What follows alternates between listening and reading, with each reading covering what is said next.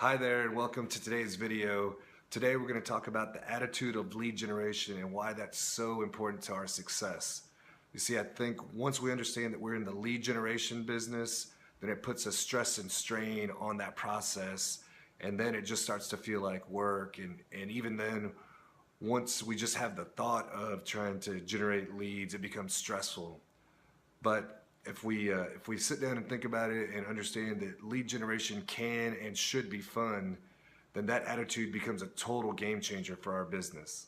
Lead generation should be fun and it should be part of our daily routine. Let me give you an example. There's an agent in Florida that works exclusively with nudists. Yep, you heard me right. She is a nudist and she's a real estate agent, and she realized that a lot of her friends wanted to buy houses in communities exclusively for nudists.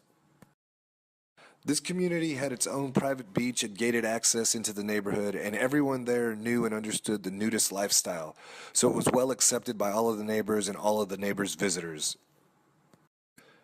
This agent already owned a house in a neighborhood like this, and it was just a natural fit. Wink, wink. Get it? Natural. Anyway, she would know through her neighbors who wanted to move into the community and who wanted to sell and move out. The point is, do you think she is struggling with lead generation? Do you think she is having fun, and do you think that her job is part of her daily routine? And there are countless other examples of agents who are having fun and making lead generation part of their daily routines, although none are as extreme as this. Another example is an agent in Philly, and he only sells condos and only in 3 different buildings. He is the expert and he is the master of lead generations, and all within 2 city blocks. Then there's a local guy that just does open houses, and that's his niche. That's his area of expertise, and he makes a great living at it. The next step after getting the right attitude and realizing that leads are everywhere is to claim your buckets. Now, a bucket is an area of specialization. It could be condos or nudists or your sphere of influence. It could be FSBOs or expireds or even REOs. Whatever you can have fun with and blend into your daily routine can be the greatest source of leads for you. And in case you're thinking, well, there's not enough of those kinds of leads for me to actually make a living, just think about it for a minute. In my local market, there are about 2,000 transactions each month, and if there's a buyer's agent and a seller's agent, then that means there's about 4,000 sides available each month. Now remember, all we're looking for is 20 a year, so over an entire year, I'm not even getting close to having a 1% market share of just the monthly transactions. And when you look at it like this, it almost seems harder to fail and not get 20 closings a year than it is to succeed, right? And I know it seems that way to me. Now getting back on track, and here's the best part, I only need to have 1 or 2 buckets to make a 6-figure paycheck each year. I don't have to be running around trying to help everyone. I can be the go-to guy for my specialty and put all of my energy and focus on helping 20 families each year. Which brings us to the next step, and that is to become an expert of your bucket.